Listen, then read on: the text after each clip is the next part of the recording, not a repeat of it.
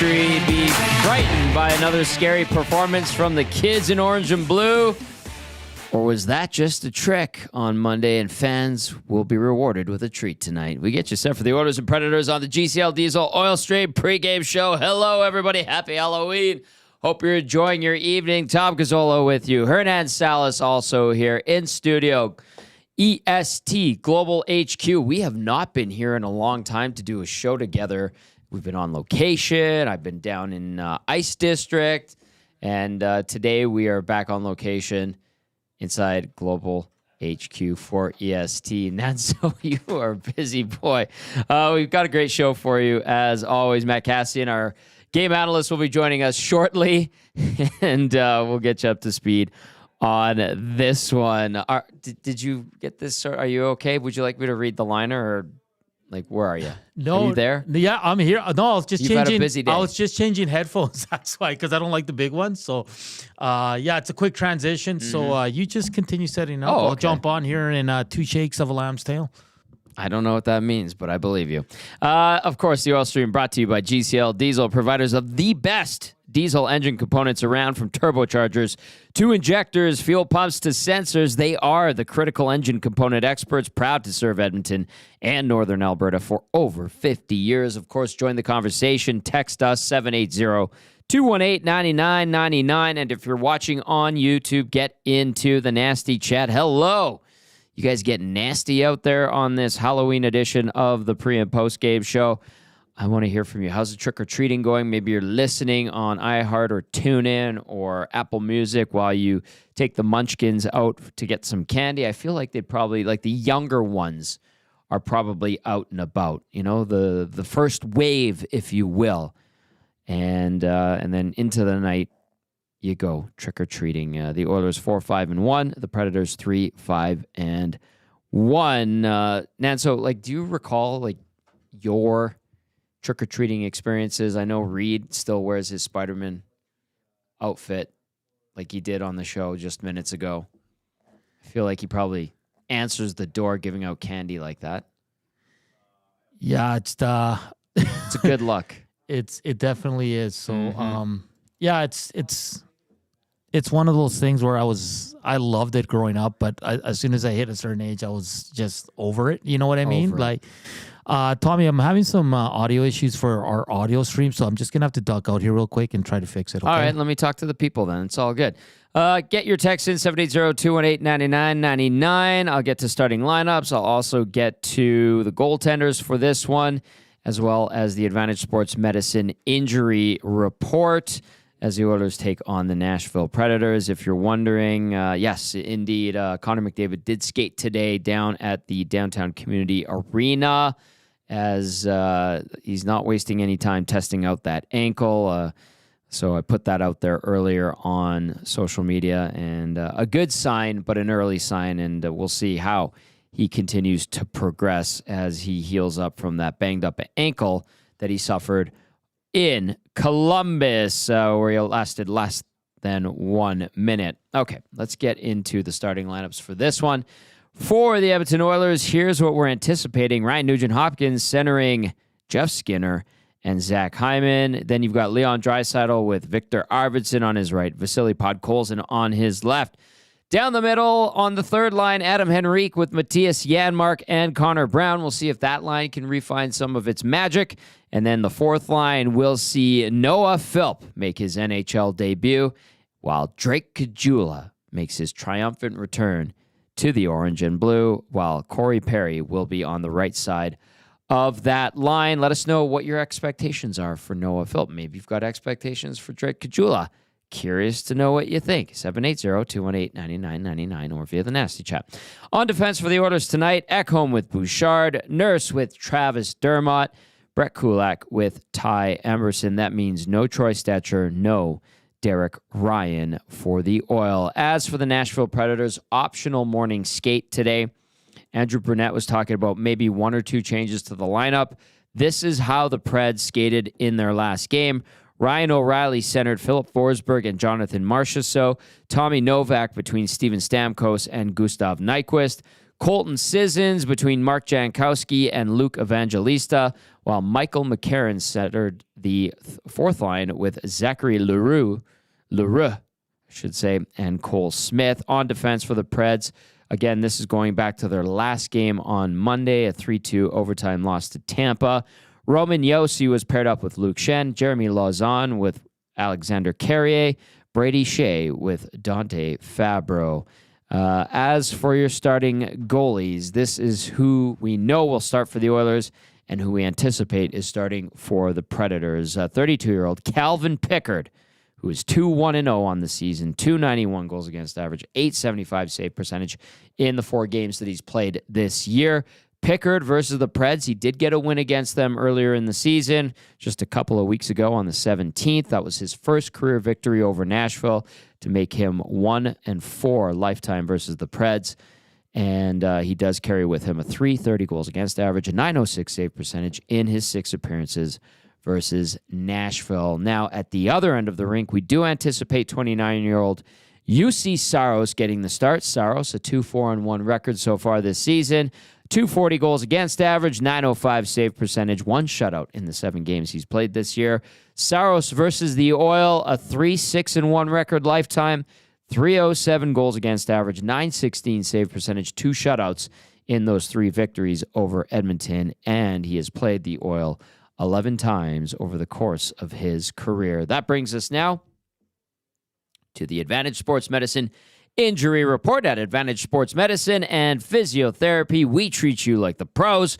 Our multidisciplinary team includes sports medicine physicians, along with highly skilled physiotherapists, strength and conditioning coaches, and massage therapists. Whether you're recovering from an injury or looking to enhance performance, we treat you like a pro using the same locker room approach trusted by the best in the game. Here is your Advantage Sports Medicine Injury Report for the Edmonton Oilers.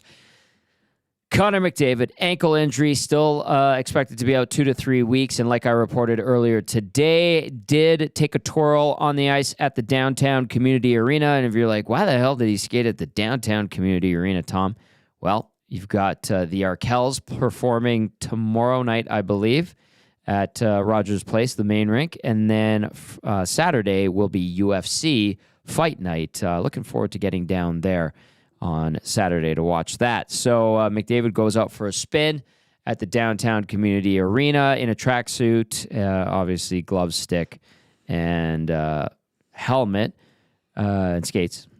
Kind of need those, but goes and tests it out. He's not waiting around to see if he can maybe heal up and be ready to go a little bit sooner. So that's, I think, an encouraging sign, Hernan Salas. Evander Kane, LTIR, abdominal surgery. And then as for Nashville, Spencer Stasny, IR, personal reasons, and Austin Roast, IR, undisclosed. So there you go, your Advantage Sports Medicine Injury Report. The update on McDavid did take a twirl today at the downtown community arena. Put that out there earlier. Nanso, everything good now? You good? Yeah, it's just a quick transition, right? So I got to get a bunch of stuff ready here, and I have no idea what that means. And so it's a little hectic back here. It's not too bad. I'm just being dramatic. You've been working hard. You've been a busy boy all day. It's been busy. I drove over here. I had to get some supper, and then smelled good.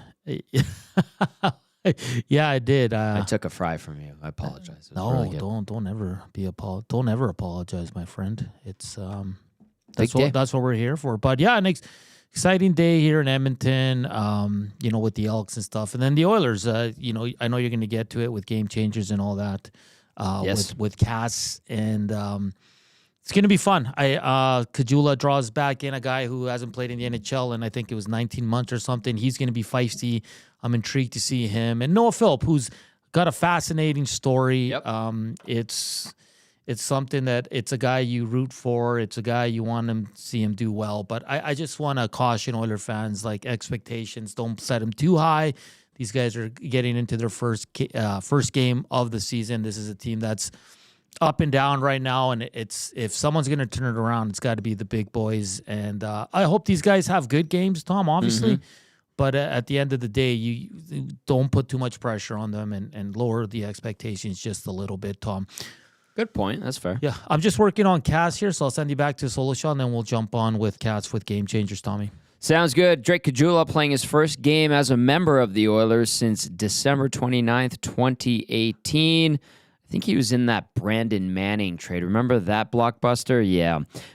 He did have his last game as a member of the Oilers. He did have an assist in that game. He had a -2 rating, a couple of penalty minutes, and played 12:43 against the Sharks. So he returns to action in orange and blue, does Drake Gazzola. And then Noah Philp makes his NHL debut. I think I saw Stoff put something out there. He becomes the 15th Golden Bears player to play in the National Hockey League. I'm going to just confirm that. Go to Stoffer's Twitter, see how he's doing in Nashville. Yes, the 15th player to come out of the Bears and Pandas Golden Bears hockey program to go on to play in the NHL. So very cool. And the Oil have 2 active members on their team that played U of A. All right, let's bring him in. He is our game analyst. He is the one and only Matt Cassian. Big day in the sporting landscape in Edmonton, Cass. First of all, Connor McDavid skated on his own.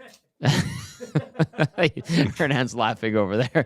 Secondly, the Edmonton Elks announcing Chris Boris as president and CEO. And you obviously have ties to both teams, deep ones, especially on the Elks side.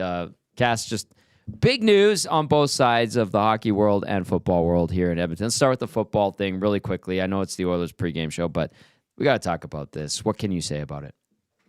Yeah, well, hey, I'm excited that Morris got the job. Remember watching him play and watching the Elks win a couple Grey Cups, and my dad being around for those ones. I mean, those were still fairly early in his tenure as chaplain for the team. But hey, I love that he's a local guy. Love that he's a guy with ties to the community. Been involved in a lot of football programs, has had some winning teams and winning cultures around the teams he's been at, and experience running programs. A deep love for the city and for the team, which I think is fantastic. So I'm excited for it. Maybe not as fired up as Hernan was today, but that's okay. It's a good thing. So yeah, hey, hopefully a good step in the right direction for the Edmonton Elk. Nicely done. Nicely done, Cass. All right, let's shift over to the Oilers as we get to Game Changers with Cass. Brought to you, as always, by Damon Bunting RE/MAX Elite. Damon Bunting, consistent, top-producing realtor in Greater Edmonton and among Western Canadian RE/MAX realtors. He and his team would love to help you find that right home or make the move from your current home. He's community-driven, understands what it takes to make a difference in our city, so check him out, DamonBunting.com, or visit his Instagram at Damon Bunting Real Estate. Cass, I was talking about it a little bit off the top of this segment. Connorless. Yeah, well, how can we not talk about Connor McDavid not being on the game night roster for the Edmonton Oilers? Now, injury doesn't look as bad as it could have been. Some speculation that it could have been much, much worse. Pretty crazy that he still skated today, which makes me think, and I said it on Two Guys and a Goalie this afternoon, I think he's trying to target that Toronto game to come back, which might be too soon, in my opinion. Who knows how it progresses? But for the rest of the team, I mean, you have a big shoes to fill. Rightfully so. You know, the best player in the world, the highest point producing player in the world, the last number of years. You have to find a way to make up for it. Not that they should be bare of offense or skill or talent. They are or should be a very deep team that is able to survive periods of time without Connor McDavid. But you're looking at guys like Draisaitl to step up. You want more out of, I think, Adam Henrique. You want more out of Arvidsson for this game. RNH and Zach Hyman might be the two guys you need the most out of. Right. Zach Hyman in particular is a player that hasn't found a way to score so far.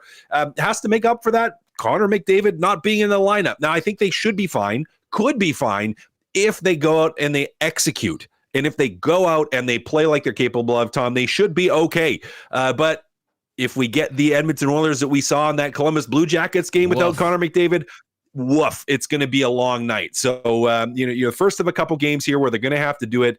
Let's see how they respond. But here's to looking at Ryan Nugent-Hopkins and Zach Hyman as two of the guys that really need to step up their game. Ryan Nugent-Hopkins in the middle, centering a line now, and Zach Hyman is a guy that needs to put the puck in the back of the net. Zach Hyman, really quickly, like as an aside to point number one on Game Changers, which is Connorless. Zach Hyman has really struggled this year, obviously. Just the one assist. He is +3. That's a pleasant surprise. But unable to score. Like, can a situation like this, where the best player in the world, your line mate and centerman, is out, can that help a guy clear his mind and shake off whatever demons have been ailing him so far this season, where he's just like, okay, forget about it, man. Now they need me. Now I can just go out there, do everything I can, and just muck a nasty goal? Or do you think that that mindset lingers with a guy who buried 54 last year and hasn't been able to get one so far? Well, you're hoping this can be the catalyst, right? You're hoping that this kind of shocks him out of it, that, the realization or the thought or the motivation that Connor McDavid's not here, I'm just going to have to go do this. You hope that kind of pushes through. Now, he's continued to find ways to get chances. Like, he's been around the net. He's had opportunities. The puck just hasn't gone in for him. Shots that were going in last year haven't been going in. Bounces that were in his favor last year haven't been in his favor this year. Kind of the swing side of the shooting percentage, where we saw him probably have a higher than typical in terms of opportunity and shooting percentage last year, just hasn't carried over. But yeah, I mean, here's to hoping, Tom, that this is a catalyst. Again, it could go one of two ways. It's going to be either, he's able to use it for motivation to snap it, or, he kind of drives him deeper into that wallows of, oh, now Connor's not here. Now I'm really not going to get anything. So it's going to be one of the two. Now, I'm really hoping for Zach Hyman and for all the Edmonton Oilers fans that it's the other one. I do think he'll be fine, just with what we've seen so far, in that he's continued to generate opportunities. At some point, the puck is going to go in. It'll be a big moment when it does, and hopefully that just alleviates all the kinds of pressure that he must be feeling right now. Nugent Hopkins and Henrique, I like that you point them out. Let's see if they can help fill some of the void left behind by the best player in the world.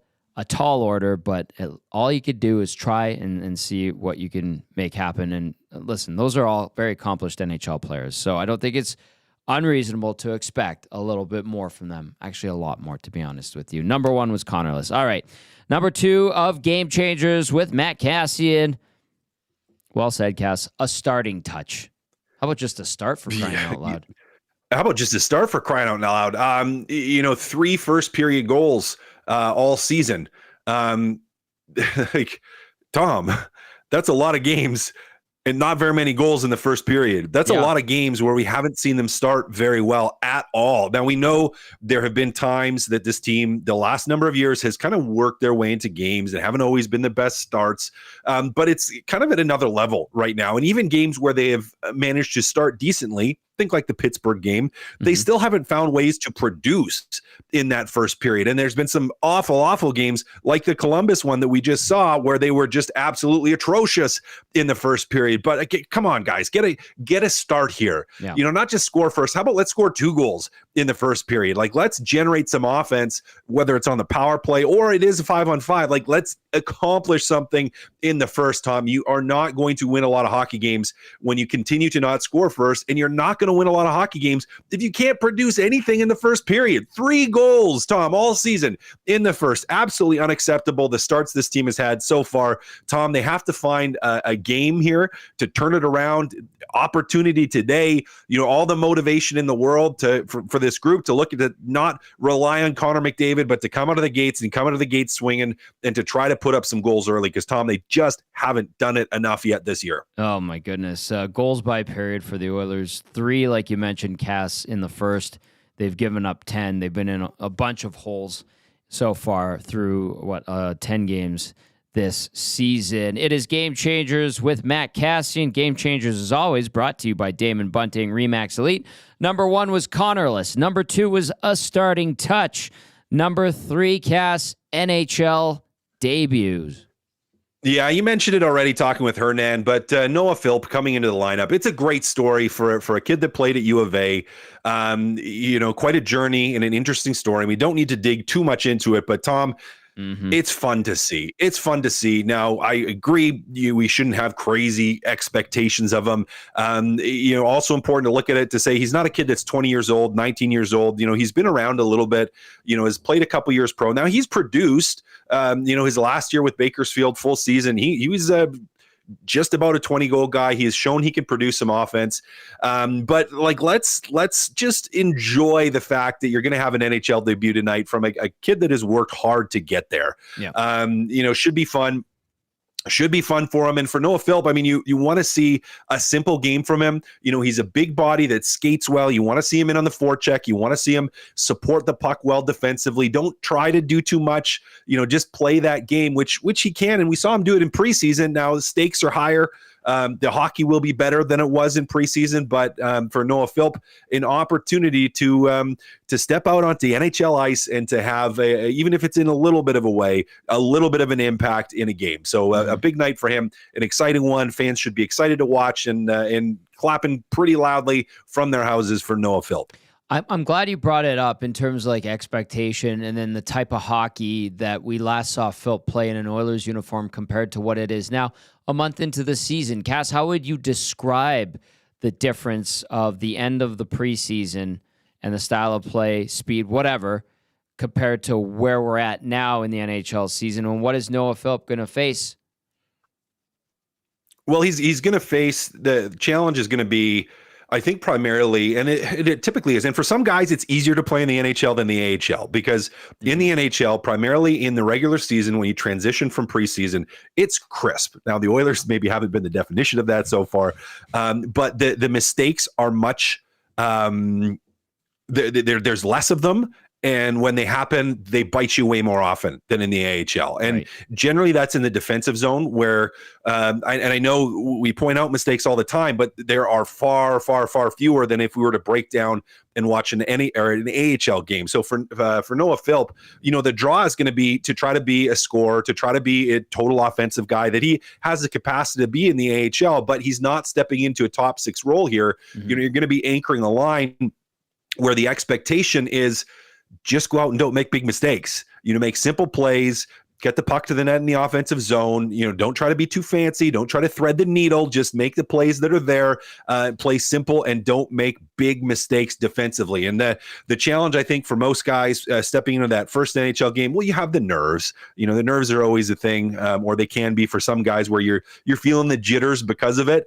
But secondary to that, to dealing with the nerves, is just playing a simple game. You don't need to do too much. You don't need to try to do too much, because again, the game is crisper. It's not necessarily faster than the AHL, but the execution is at a level that is just a lot higher, and the mistakes cost you that much more. With the better players on the opposition, you make mistakes, teams capitalize. So it'll be important for Noah Philp just to keep his game simple, not try to stretch and do too much. Use his feet, use his calling cards, which size and speed that he has, and just try to play simple, good, clean hockey. It is a tremendous story. I'm rooting for him. I'm curious and not oddly curious. I'm very optimistic to see what he can do at the NHL level. So, and that's not having a unreasonable expectation for him either, Cass. So, having said that, I want to go into the nasty chat. I saw this comment from Ro Nelson.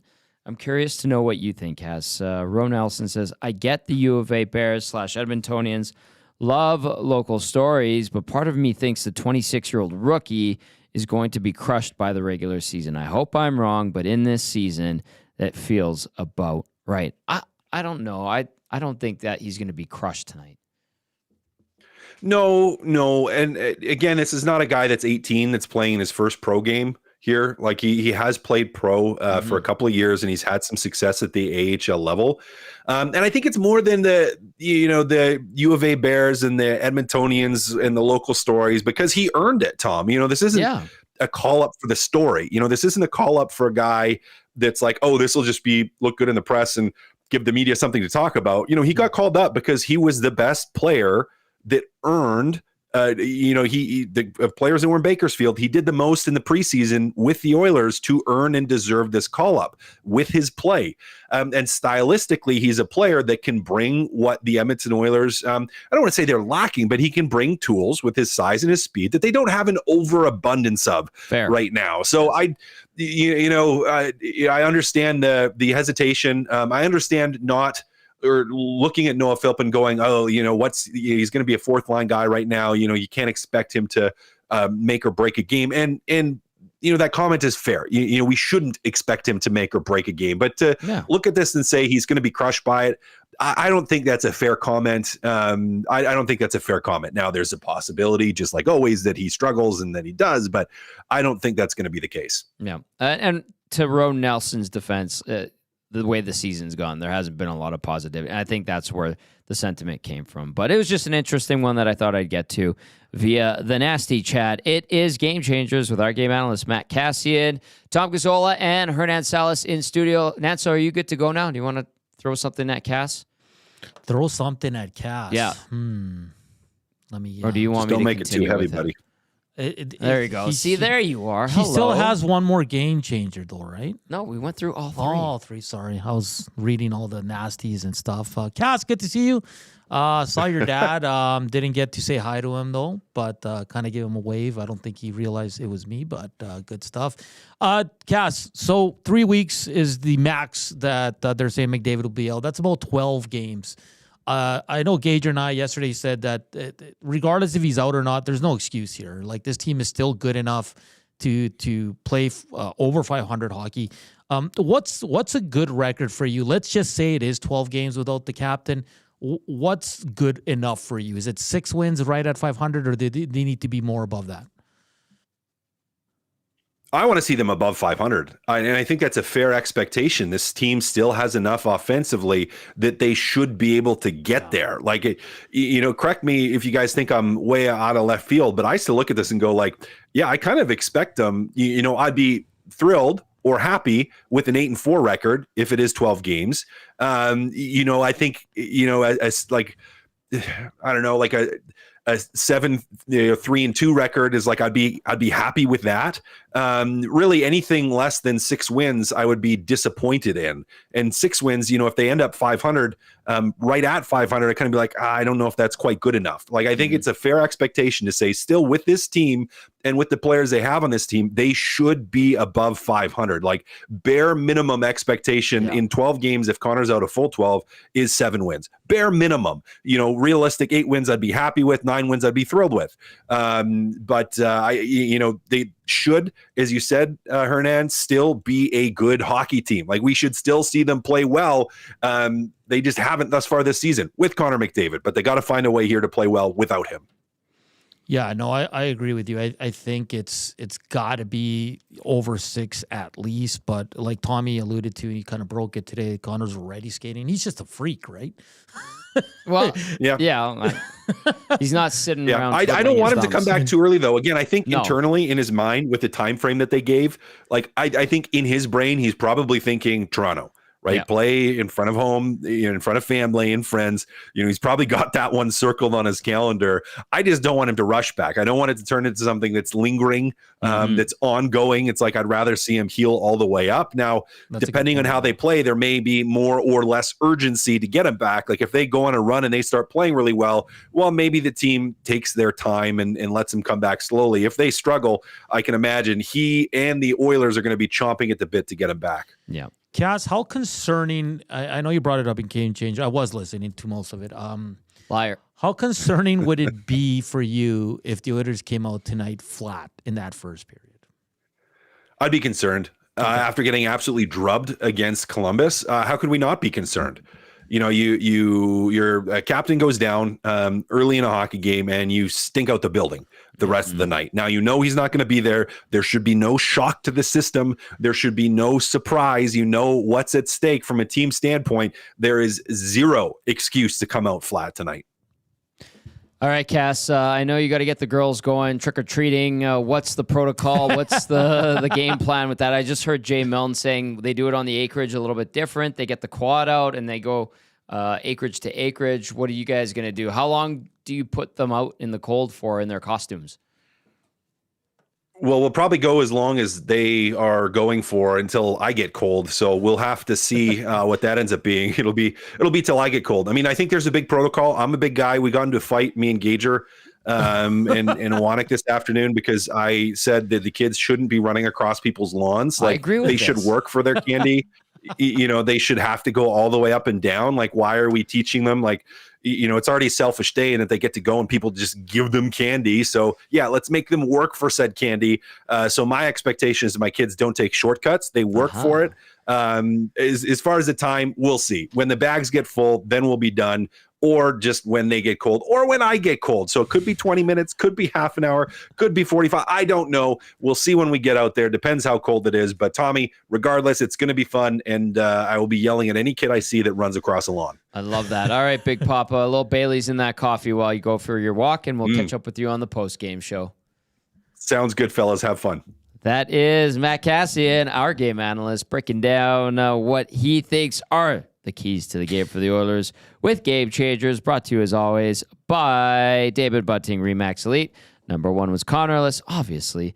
Number 2, Starting Touch. Let's see them get a damn start, for crying out loud. Number 3, NHL debut. Noah Philp makes his NHL debut after a very strong preseason and training camp. And then Drake Gazzola returns to the Oilers' first game as a member of the Oil since 2018. I think, what was it, December 18th or December 29th, 2018.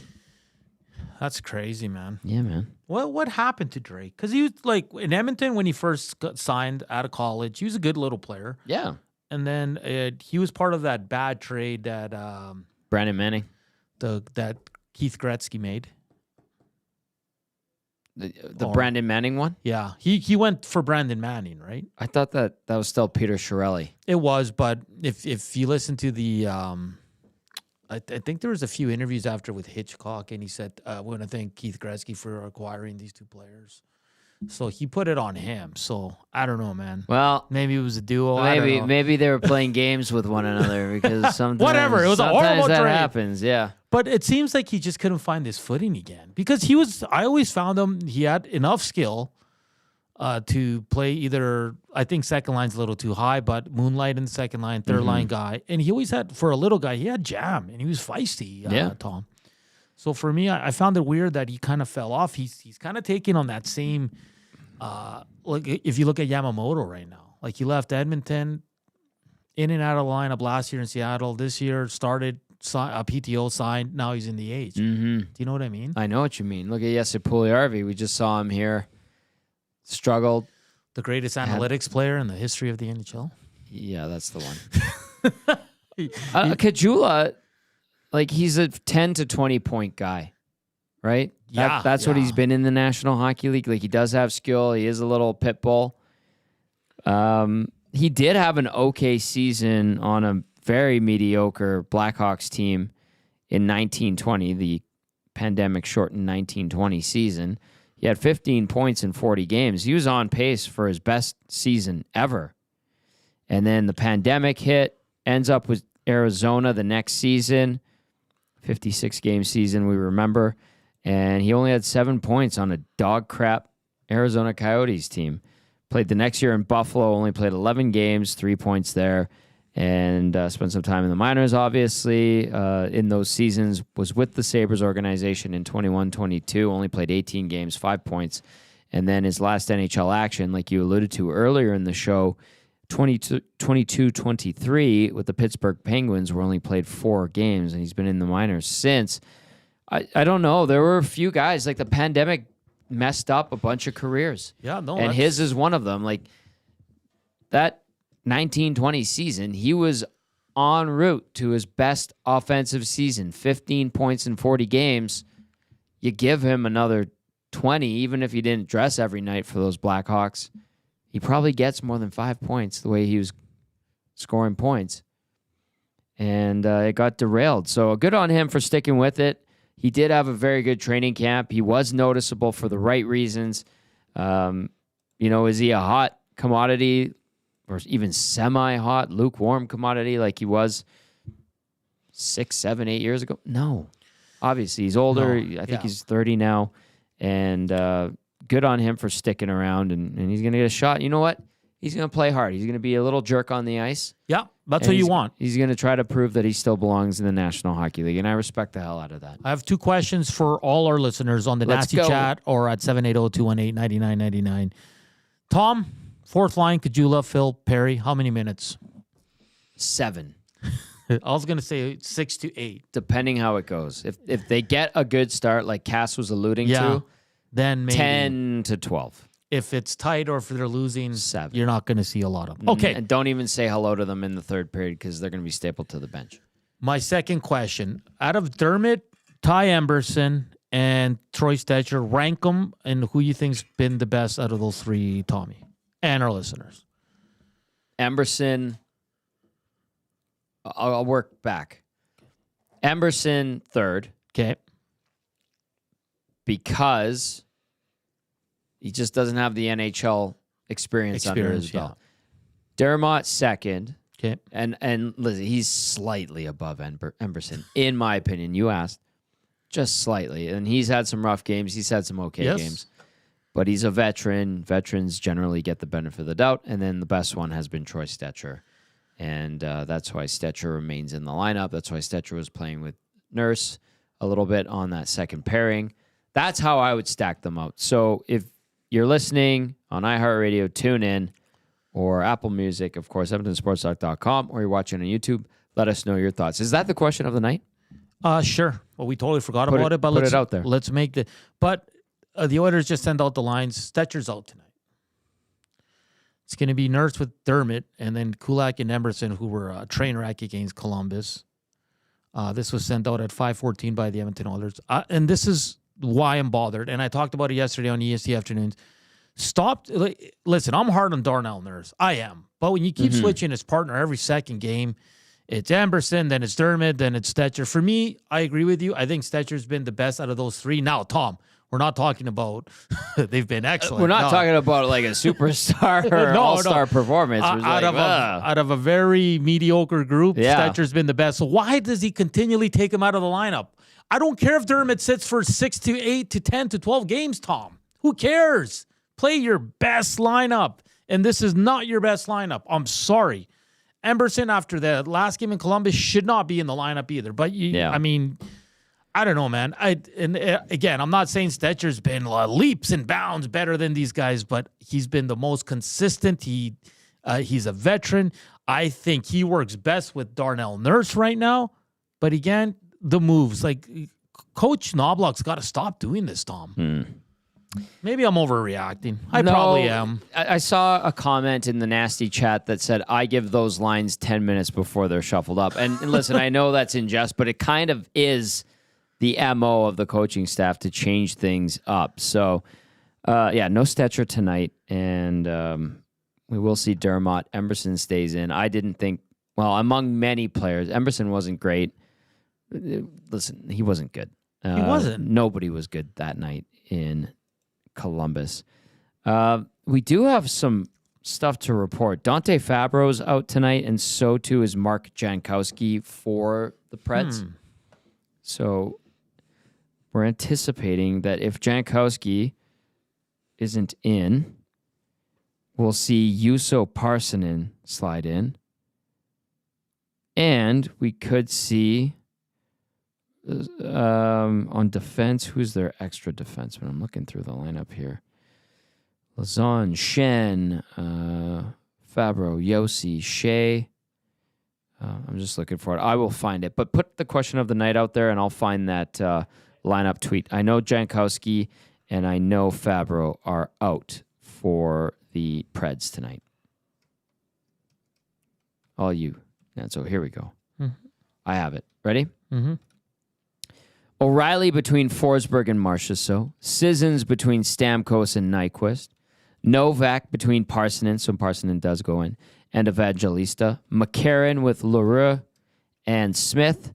Brady Shea with Yossi. Lozon with Carrier. Del Gaizo with Shen. Saros starts in goal for the Nashville Predators. There's your update from the other side. We do know the Oilers lineup. If you're just tuning in, we'll read that out. We were just talking about Troy Stetcher being out. He is indeed, along with Derek Ryan, a healthy scratch for tonight. The Oilers rolling with Ryan Nugent-Hopkins between Jeff Skinner and Zach Hyman. Leon Draisaitl with Vasily Podkolzin and Victor Arvidsson. Adam Henrique between Matthias Janmark and Connor Brown. Noah Philp making his NHL debut, with Drake Caggiula making his return to the Oilers lineup since late December of 2018. and Corey Perry on the right side. On defense for Edmonton, Ekholm with Bouchard, Nurse with Dermott, Kulak with Emberson. Your goalies for tonight, Calvin Pickard getting the nod for the Oil, UC Saros for the Nashville Predators. Hernan Salas, one more time. The question of the night is what? Yeah, the All-Stream pregame show question of the night is, of these three defensemen, who has played the best so far this season? Ty Emberson, Troy Stecher, or Travis Dermott? And I think Tommy and I both picked Stecher. I think a lot of what I'm seeing on the Nasty Chat and on the inbox, it's Stecher as well. And it's just curious because these are the three guys that keep rotating, right, Tom? None of the other four guys are coming out. No. Nor would you take them out. I'm posting it on Twitter, so I'm going to be really intrigued to see the results of this. We'll keep you updated. 780-218-9999. Let's see your thoughts on tonight's game. How you feeling about it? Are you worried? Are you thinking they're going to bounce back after getting absolutely demolished in Columbus? 780-218-9999. That was ugly. Yeah, it was disgusting. Ugh. And get in on the Nasty Chat. Portions of this hour brought to you by Hudson's, Canada's Pub.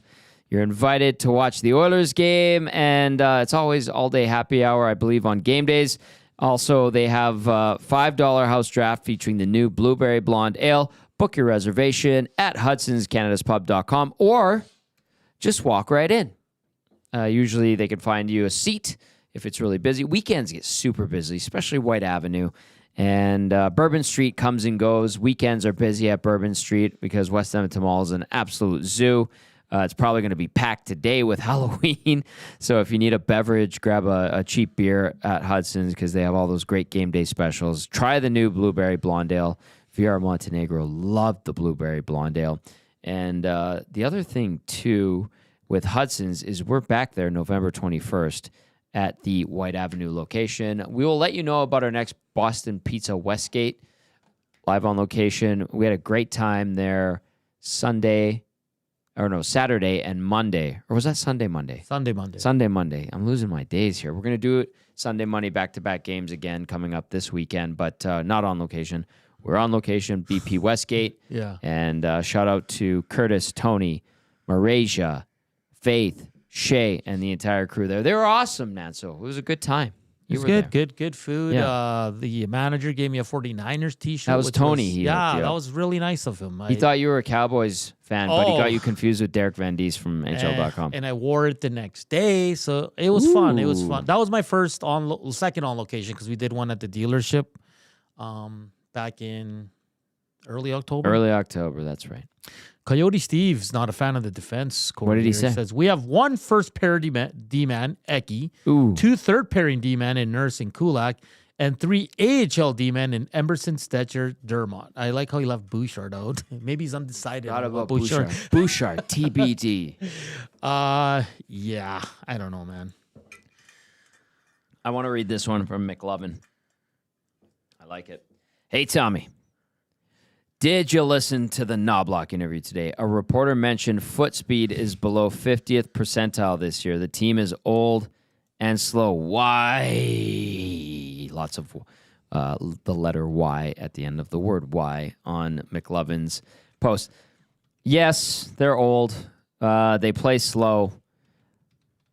The foot speed thing, like, I'm curious to know the foot speed being below the 50th percentile, like, how they come to that stat, because I haven't really seen it on an NHL sheet anywhere among the hundreds of stats they provide for us. I'm not gonna argue they play slow and have played slow through the first 10 games, because they have, but their passing is atrocious, and you can make up for, a lack of foot speed, which they lost in Fogle and McLeod Holloway. And even Holloway. Yeah, and I fully recognize that. And McLovin, I'm with you. Like, they're slower. But, like, Cass would always say this, you got to play with intentionality. And sometimes those particular players, their intentionality wasn't the right way to go, right? Like, they didn't play the proper intentionality. I hope I'm articulating that right. Anyway, what I'm saying basically, McLovin, is, yep, I recognize that maybe they're not as fast, like, with their foot speed, but their passing and crispness has been so bad that it makes them look slow and sloppy, which they have been through the first 10 games. Because remember the Carolina game, Tom, on the post-game show, we all said they looked a little bit faster. It's because they were making crisp passes. Even against Dallas in the first 2 periods, crisp. And that's something that Joaquin talks about. And he brought it up last year, and I was like, damn it, Joaquin, you are smarter than you look. And he watches them the first 10 minutes, and he says, if they're making good, sharp, tape-to-tape passes, it's an indicator that they're going to have a good night and they play quicker. Like everybody do an assignment tonight when you're watching the game at home. If you're not trick-or-treating with the kiddos, obviously. Right. Grab a notepad, a pen or a pencil, and mark down how many times the Oilers defenseman make a crisp pass to get out of the zone. Just do it, and you'll be blown away. By how many crappy passes that are blown and end up being a D-to-D regroup for the opposition or wind up being icings and stuff like that. Like, they have been super, super...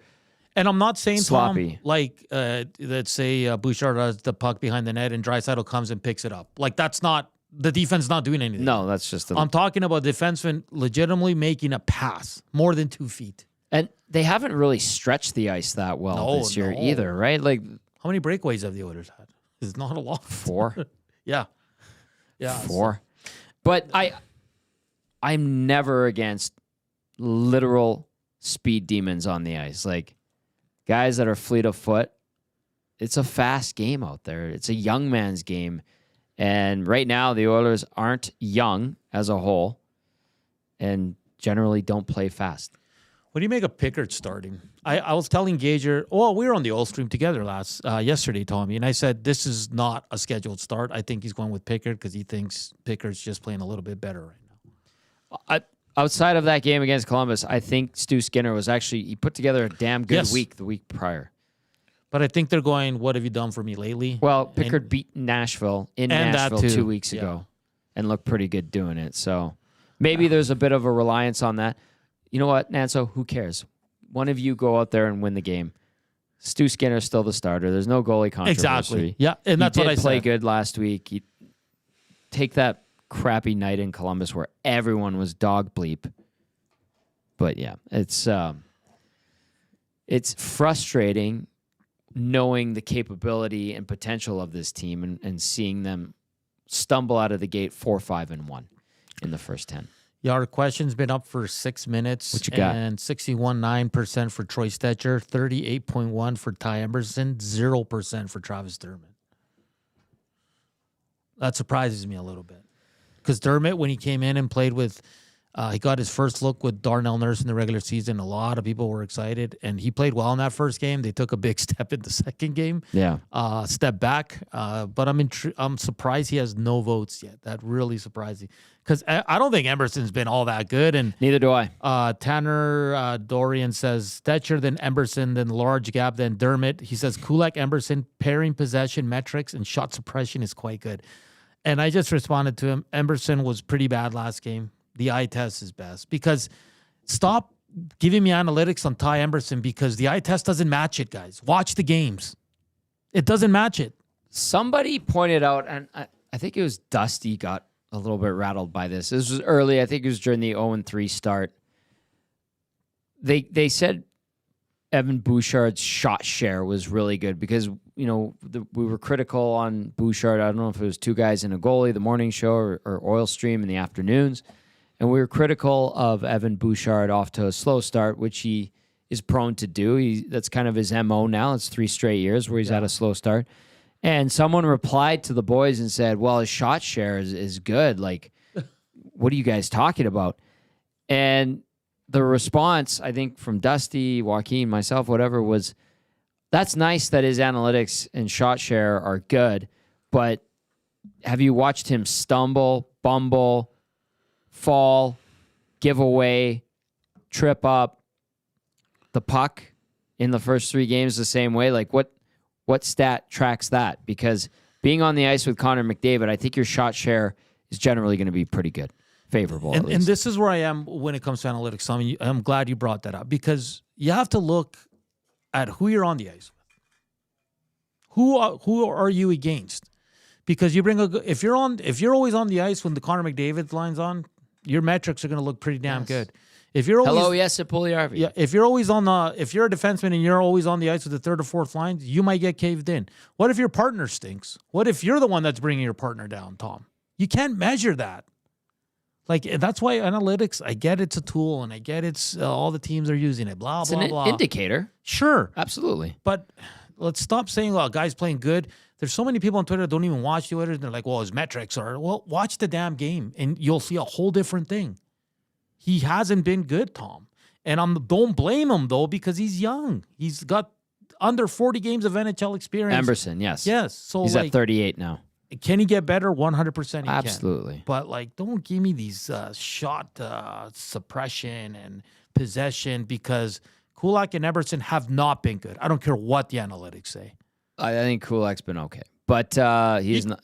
No, I'm saying the pairing. Oh, the pairing. Kulak, Right. If you're being like, well, their advanced metrics tell me they've actually been above average. No, I'd be like, how many games has this team won? 4 out of 10? And they've been good? No, they haven't. They've been inconsistent. Dermott's at 6%. Somebody voted for him out of spite. I love it.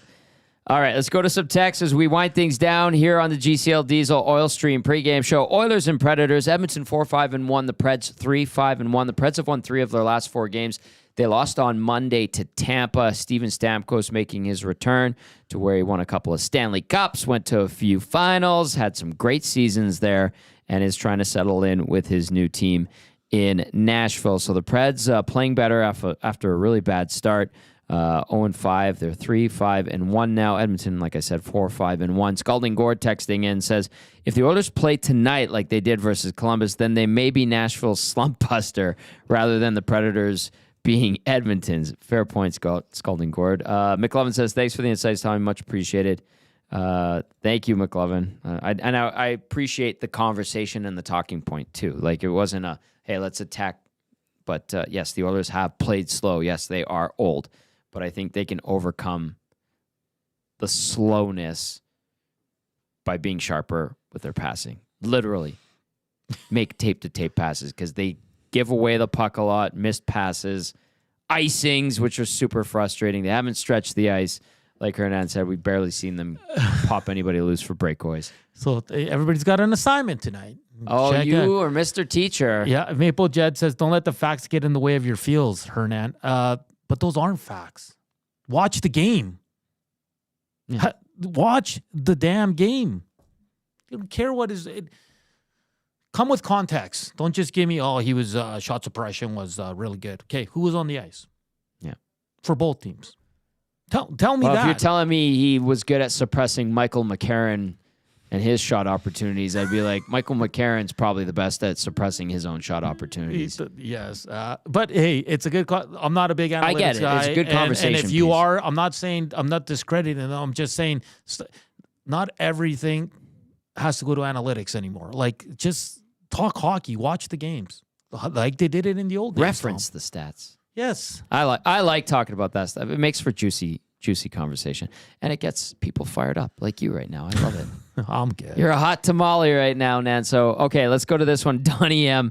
Donnie M says, do you want me to do a Nuggy pencil paper, boys? I'd love to do it. Yes. Donnie M., if you actually do it, please send us a photo of your work tonight.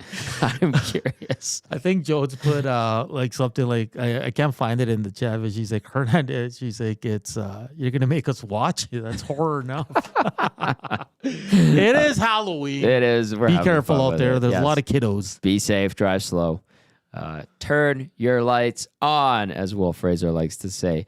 Let's go to Norman at Combine. Says, peanut butter whiskey, boys. Hell yeah. And it was a guest, can't remember who, in regard to something we were talking about before. Joel, okay, you got to that. Maple Jed, you got to that. Let's see, the nasty chat really... nasty chat's been okay tonight. Quaddy says, Nobby doesn't encourage finishing checks, says it gets you out of position. You know who else said that? Who? Dallas Aikens. Yeah, well, how did things go with him? Ro Nelson says, Emerson needs to get better in the AHL. Take Bugsy Malone's advice. Emerson, not an NHL defenseman, and Bugsy played against him. Bugsy telling us that I believe 2 weekends ago before the game against the Dallas Stars. Nanso, really quickly, what do you got? I have one set of stats I want to pass along, but you go first. I was just going to say, that came straight from a guy who recently played against him. That's right. So that is correct. Are you going to take a guy that played against him, who played a lot of games in the AHL and the NHL over charts? Come on. And again, I just want to be clear. I like Ty Emberson. Looks like a great, give him time. He looks like a great kid, but give him time. Give him time. He needs to figure out how to become an everyday consistent NHLer.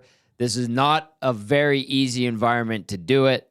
So that's why I said going into this season, settle down, temper the expectation. There's going to be growing pains with him. And thankfully they've died down because people are finally starting to realize that he's a young guy who's not ready for top four. Yeah, but how's his shot share and shot suppression? I'm just kidding. I'm kidding. Here's the most important thing. The Oilers need to score damn goals. Yeah. Score a damn goal. They're just over 2 goals per game. I think they're at 2.2. Shooting percentage 5-on-5 sits at 4.9%. Awful. Clearly 32nd in the league. And their shooting percentage in all situations is at 6.4%. 32nd in the league. You got to score goals to win games. And you can't point your finger at the goalie when you only get 1 or 2 goals a game and he only gives up 3. Like, they need to score goals. Offense is a big problem. They have no Connor McDavid tonight and for the next week or 2, maybe 3. Go score some damn goals. Score them ugly. Put pucks on net. Make it happen. Get the slump buster against the Nashville Predators tonight.